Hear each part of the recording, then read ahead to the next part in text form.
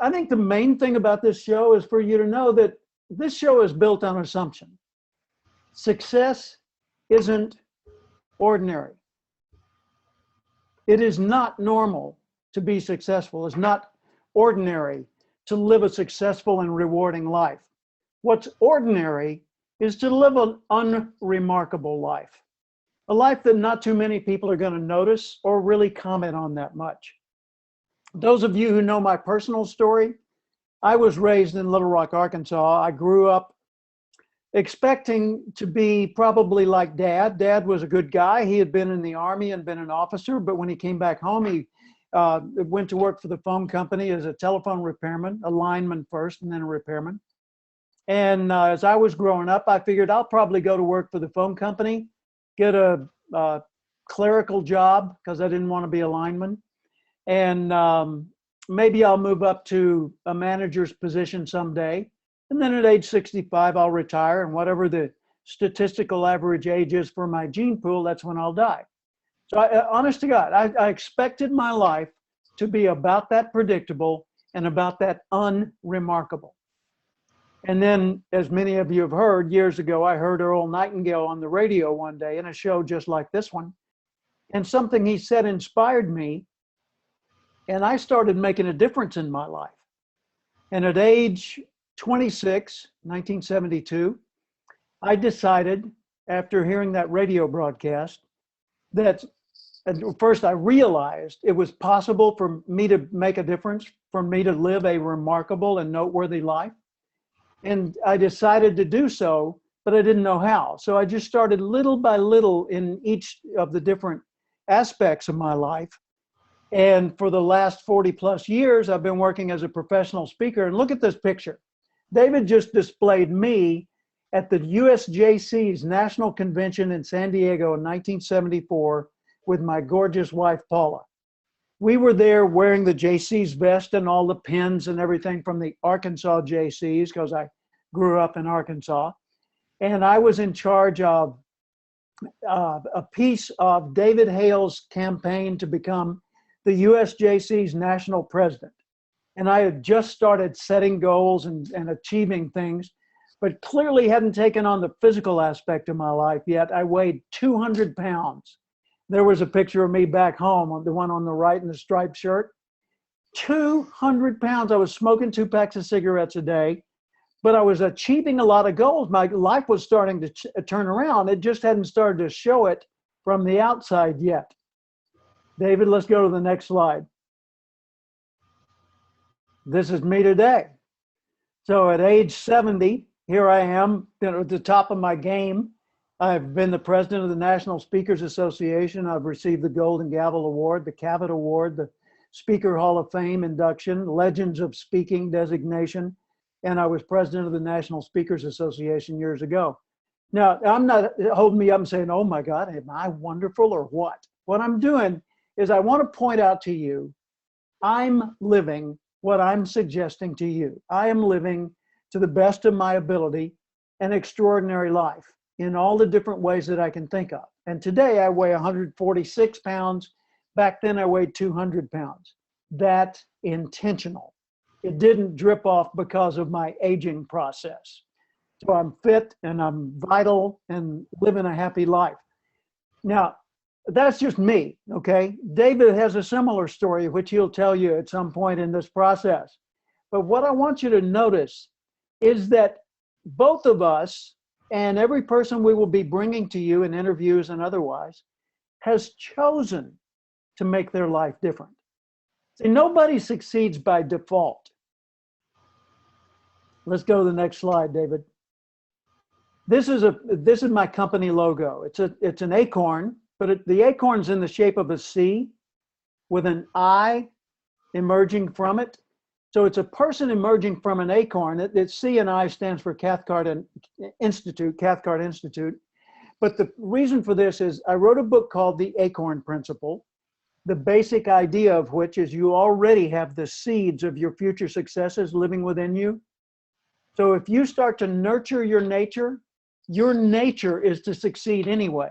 Most people suppress their nature by not allowing it full expression. So most people die with a lot of their music still in them, their songs unsung, their achievements unachieved. But if you and I will learn to tap that potential and release ourselves from that little seed of potential, there's a lot more life available to us. Hey, Jim, there's been a couple more people that have joined us on Facebook Live, and there has also been some people that have just joined us on the webinar. So for those of you that joined us late, welcome. If you are on Facebook Live and you want to share this with others, feel free to share it. We'd love to get the word out to others and love to let others know how to live the extraordinary life. Jim, back to you. Okay. Next click. Thank you. Well, first off, success is never accidental. Nobody succeeds by default. When you release your grip, you do not drift toward achievement. You drift away from it. So if people don't achieve or succeed by default, what happens when somebody achieves and it's just a windfall? For example, a lotto winner. If a lotto winner all of a sudden comes into a world of wealth, but they haven't changed their thinking, they haven't chosen to live an extraordinary life, they just acquired by default the tools of an extraordinary life, does their life really change? Well, in this case, no. I love this photo. I don't remember where I got it, but oh my God, what an example. Here's somebody who clearly came into a bunch of money, went out and bought a limo, maybe started a new business as a limo driver or a limo service, but look at their circumstances. Still living in a trailer down by the creek, right? So the extraordinary life is not about stuff. It's not about having better toys, better tools, better things like that. Although when you live an extraordinary life, that tends to happen. It's about changing your thinking and then changing your day-to-day behaviors bit by bit. Next slide, please. See, self-leadership, all leadership starts with self-leadership. And self-leadership boils down to you getting you to follow. In other words, getting yourself to do what needs to be done when you don't feel like it. Next one. This, if you'll remember a few years ago, Matthew McConaughey won the Academy Award as Best Actor. And when he received the award, one of the things he said was, a friend asked me when I was 15 years old, who's your hero? And I told him, me 10 years from now. He said, why? And I said, because that me is so much better than I am today. You know, I really need to follow his example and become my hero. Well, at age 25, the same guy asked Matthew McConaughey, who's your hero now? And Matthew McConaughey answered, still me 10 years from now. You know, that's a pretty healthy way to think about it. Next slide, please. When you see a particular future for yourself, the future you see tells you what kind of person you're going to need to be.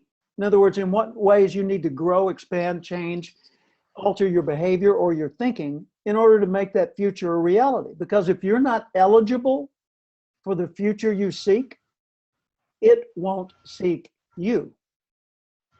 But if you become eligible for the future you want, the goals you want, the relationships you want, the outcomes you want, the health and wellness you want, if you become eligible by changing your thinking day to day, changing little tiny micro habits here and there so that they add up to a major habit change, in habit pattern change over time, then what you will find is the future you seek is also seeking you. In other words, you become a magnet that is drawing to you the things that you want, the future that you want.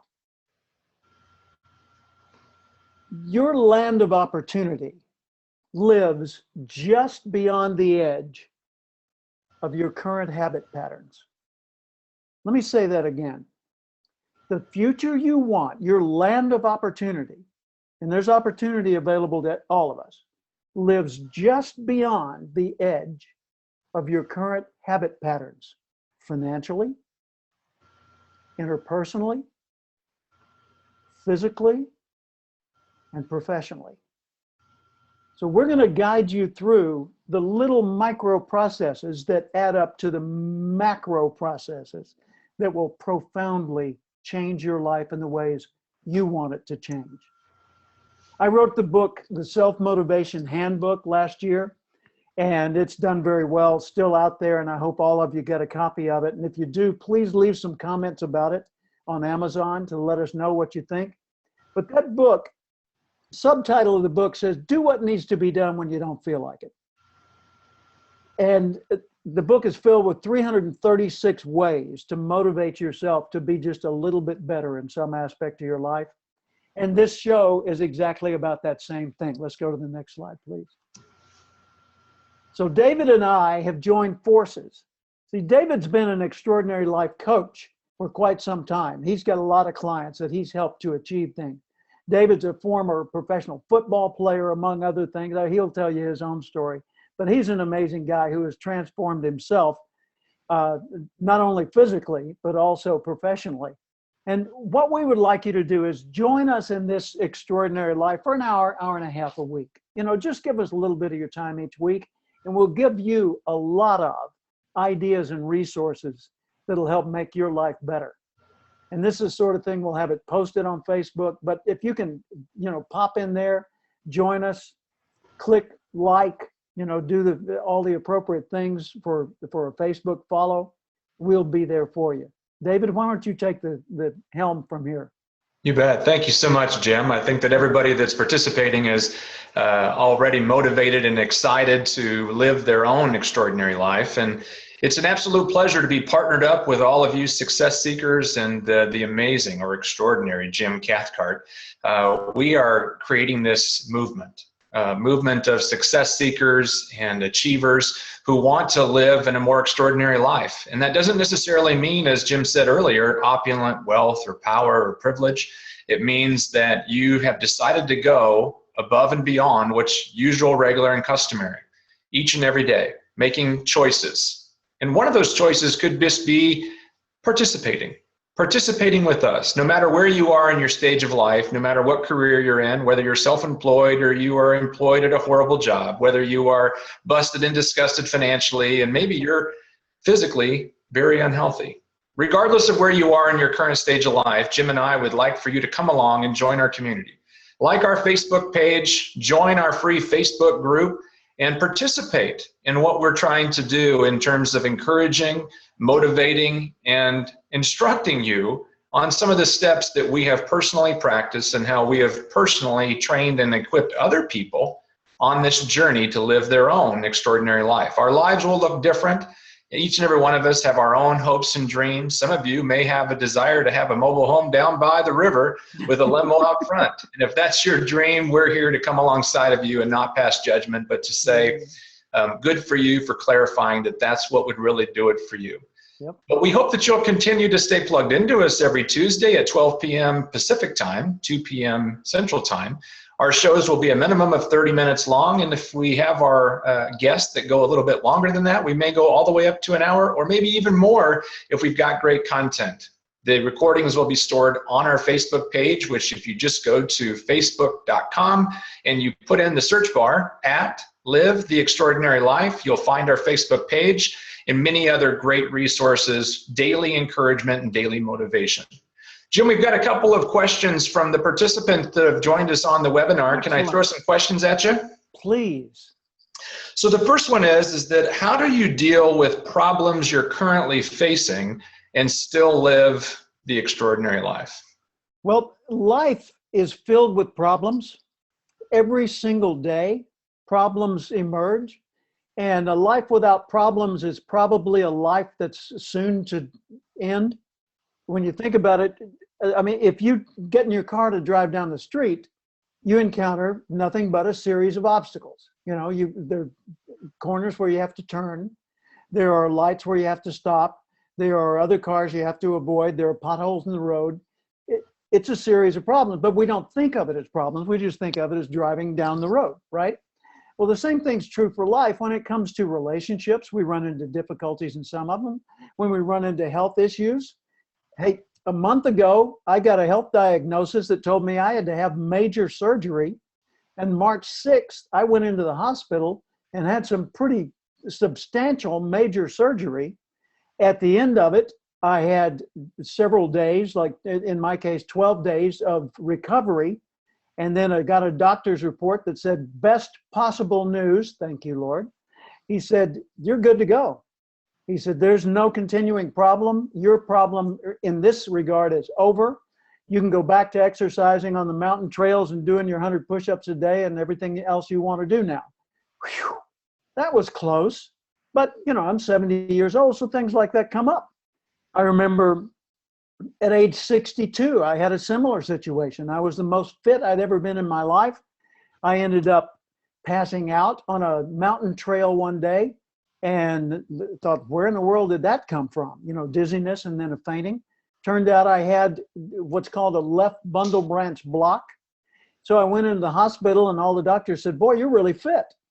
And I said, and they said, well, you've got a left bundle branch block. And I said, well, make it go away or tell me what to do to make it go away. They said, we don't know how to make it go away. That's an ongoing deal. And I said, well, if there's no treatment, then I'll see you. So for several months, I went on exercising without incident. And then I started feeling that same feeling that I felt before I got dizzy. And I decided, well, I better go back to the doctor and before this becomes another faint, which it never did. And I went back in and they said, you know, the only thing we can do for this is install a pacemaker. And I said, get away from me. There's no way I'm going to have a pacemaker installed in my body. That's for old people with tubes up their noses and walkers. They said, no, no, no, you can run marathons with a pacemaker. I said, no. They said, no, seriously. There are world-class athletes with pacemakers. And there are different types of pacemakers. The kind you need is just one to regulate the heartbeat. And I said, well, seriously, I'm pretty vigorous. And they said, we know. And I said, all right, do it. So I went in one day, October 23rd, 2009, had a pacemaker installed, stayed overnight. Next morning I got up. The following day, I was the chairman of a 7-hour event, a huge gala fundraiser for the Boys and Girls Clubs that had 500 people attending.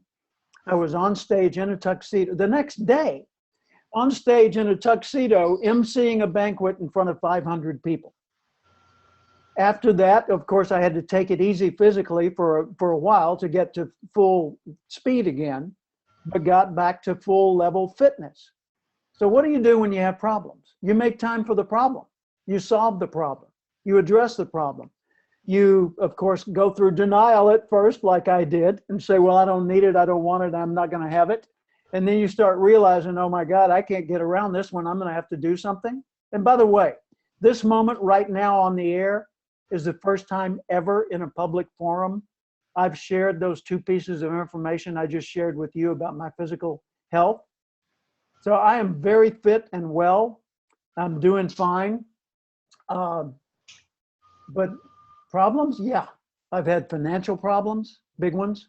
I lost $300,000 in a deal one year that I had mortgaged my home in order to get into it. I was relying on a business partner who turned out to not be a reliable business partner. And I've been in several good partnerships too. It took me a while to bounce back from that because my trust had been destroyed. And I couldn't trust that individual. And then that made me doubt myself. And it took a while to get back from that. So how do you deal with it? You deal with it in the pieces that are in front of you right now. You cannot eat next week's food today and do yourself any good. But if you eat each meal intentionally, if you live each moment intentionally, if you deal with each person thoughtfully, if you handle each physical issue carefully, meaning with care, then your life will start incrementally moving toward more and more extraordinary outcomes. And you'll be able to live an abundant life despite all the problems the world throws at you. Great answer, Jim. Next question is that sacrifices are oftentimes required to live a different life any examples of sacrifices that you made to live the life of your dreams? Yep. Wow. Let's see. I don't, where to start. I'd rather not start with me. We'll get to that because we're going to be doing this show over time. At first, though, I take it back. I just thought of one that I think is really relevant to this. In 1972, when I heard that inspiring message on the radio and decided to change from being fat me to fit me, from being a non-achiever, basically a nice guy loser, to being someone who could make a difference in the world, the first thing I had to do was start committing an hour or so extra every day to reading books like Think and Grow Rich, The Power of Positive Thinking, How to Win Friends and Influence People, all the basic classic self-help books of back in the day. And doing that, I started setting goals. I started thinking more positively. I started avoiding behaviors that had been part of my life, a comfortable habit pattern for me. And I started, when I would say something negative, I would catch myself and I'd correct myself. And when my wife would say something negative, I would interrupt and rephrase that so that we could both have a new pattern of talking about the world and life and ourselves and each other. I remember one time I scolded my son. He was a tiny little baby. And I said, Daddy doesn't like you when you do that. And Paula corrected me. She said, really? And I said, oh, yeah. Oh, Jimmy, no, I take it back. Daddy likes you all the time. Daddy loves you all the time. I don't like the behavior that I saw. I don't like it when you do those things, but I always love you and I always like you. Whew, that was close. So it's things like that. But what I had to sacrifice was some of my friends. Some of my friends were not interested at all in living an extraordinary life. They were quite content drinking too much. They were quite content complaining and griping and moaning about the world. And they'd hold pity parties, discussions where they talked about how bad things were. They were quite content overeating, quite content smoking and doing all the things that would lead to a life that keeps shrinking and shrinking and ultimately dies in misery. I remember one time, I had a choice. One of my friends said, dude, if you're going to continue like this, we're not going to be getting together so much. And I said, see ya, I'll miss you. My sister one time had a friend who was just sour as anything. And she ran with her all the time. And she and her friend would get together and they would complain about the world and they'd criticize other people. And they'd just, it's like Debbie Downer. And I told my sister one time, I said, Kathy, you're welcome in my home anytime. In fact, I'll give you a key if you want. But your friend is not. And she said, well, if you love me and accept me, then you accept my friends. I said, not true. Absolutely not true. That's like somebody saying, are you too good to drink with me when they're talking to an alcoholic that's trying to get on the wagon? No, not too good to drink with you, but drinking with you is a stupid idea and I'm not going to do it, So I told my sister, your friend is negative and makes my life miserable during the moments that she's talking. I don't want to be around her. I don't choose to be around her. If you choose to, do it on your own time, not on mine. And she got all haughty for a while and, you don't like my friends. Well, I had to sacrifice that moment of acceptance by someone I loved, my sister. But she came around when she started understanding how that mattered. But you're going to lose some people, and they're going to be people who will criticize you. Because when you start achieving and they don't, and you choose to do better and work harder and pay more attention and they don't, they feel worse about themselves by comparison. And so they'll start running you down. And some people will lie about you and talk negatively about you behind your back. What's the alternative? The alternative is go down the mud with them. Let's sit in the dirt and rub it on each other and then talk about how ugly we've gotten. Yeah. No. Come toward the light. Yeah, that's great. Come with David and me, and let's see how much more successful you could be. That reminds me of a picture I saw on Facebook that showed one person that had a little flower coming out of her head. It was a cartoon, and she's saying the quote, or she's quoted as saying to the other person who had a whole bunch of flowers, like a bouquet coming out of their head, and said, "You've changed." And the one with the bouquet out of her head said, "I'd hope so." And you know, some people don't change. Those are the ones that live the ordinary life. And you know, Henry David Thoreau said the mass of men and women will live lives of quiet desperation. What we're talking about here is for the minority of people who want to go above and beyond what's usual, regular, and customary. Yeah. And with every show, we're going to bring you some extraordinary action steps that you have a choice to take. Whether or not you take them is up to you, and whether or not you live the extraordinary life, these are simple habits and principles that you can take action on when you're ready to live the extraordinary life. And today we're going to wrap up with 3 action steps. The first one is to connect with us on the Extraordinary Life Facebook page. If you haven't had a chance to go like us on there, go to fb.com/live the extraordinary life, all one word, and like us on Facebook. And join our Facebook group. If you have not found the Facebook group yet, you can just go to theextraordinarylife.com and click on the community tab, and you can find our Facebook page and our free Facebook group. That's the first step, is to connect with us. The second step, I'm going to throw it over to Jim, and I'm going to ask him over the next week, between today and next Tuesday at 12 p.m. Pacific time and 2 p.m. Central time, what's one thing beyond connecting with us that they could really do to rapidly accelerate their progress in living the extraordinary life? 2 words: notice more. The essence of intelligence is the ability to make distinctions. You know, when a really intelligent person looks at whatever they're intelligent about, they can tell you details about it that would amaze you. I mean, what they see is so much more rich and abundant than what you would see or I would see, that their intelligence about that subject just amazes you. When I think about playing guitar, you know, I play guitar and sing professionally in wine bars and clubs and special events and festivals, things like that occasionally. Years ago, when I started playing guitar, I knew 4 chords: C, A minor, F, and G7. That was it. That was my entire repertoire of what I could play. But that will get you a long way toward doing a bunch of songs.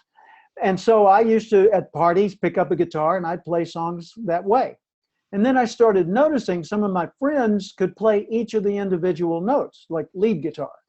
And they could play the actual tune that I was singing note for note on the guitar. So as I started incorporating some of those, I became better at guitar. Well, today I've been playing guitar 40 plus years. And when I look at a guitar, I see something that's capable of so much more than just strumming along with a sing-along around a campfire. And playing guitar is so much more complex and amazing to me. You have subjects about which you're very intelligent. Now, we're not talking about intelligence that's physical bandwidth of your brain. Your brain, as it is already capable of absolute brilliance in some ways. In other ways, probably not.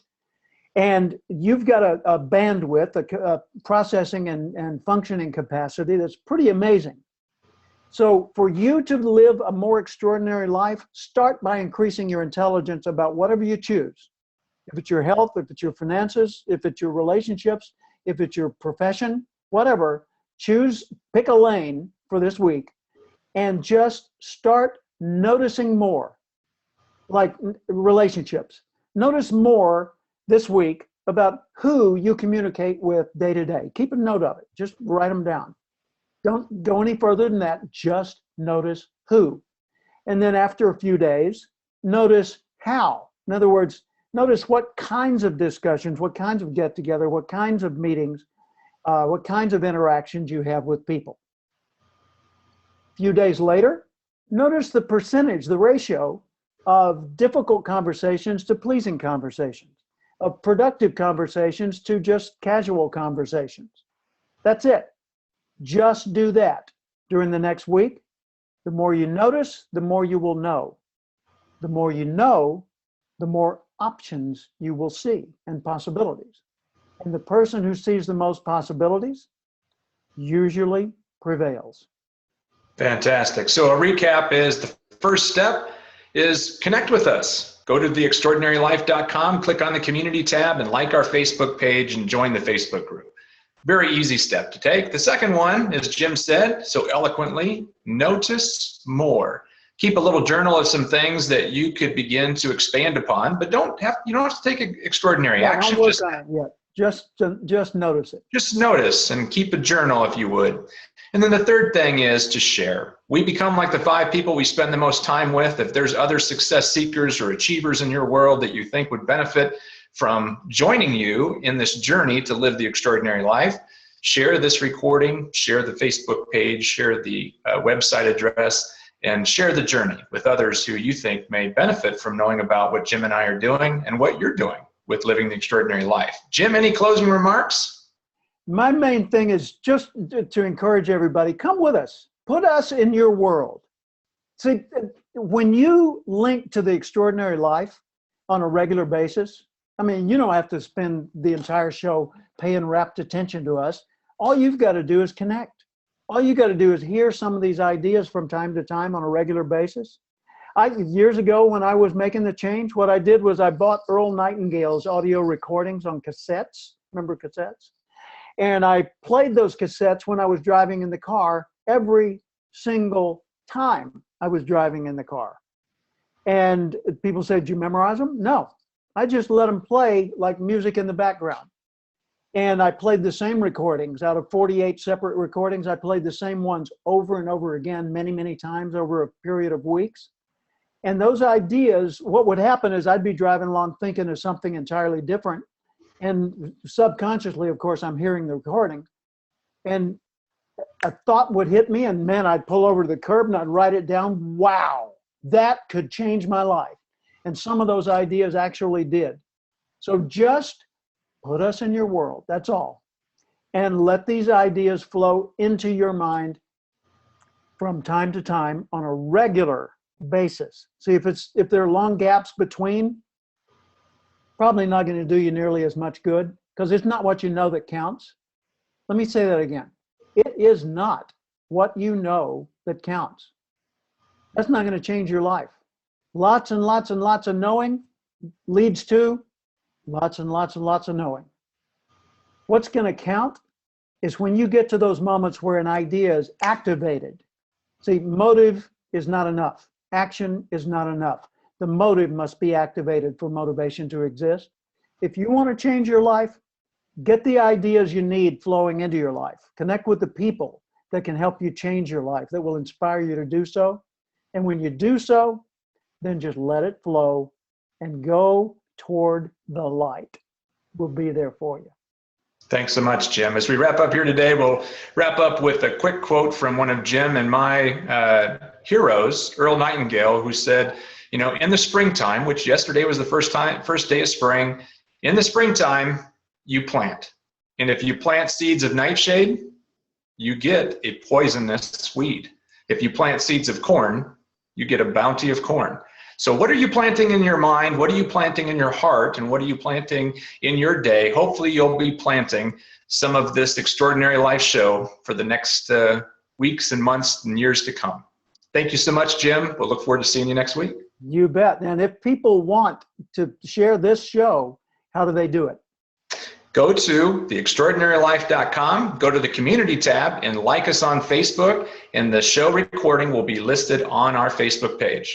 Dynamite. Thanks, everybody. Have a great and extraordinary Tuesday and the rest of the week.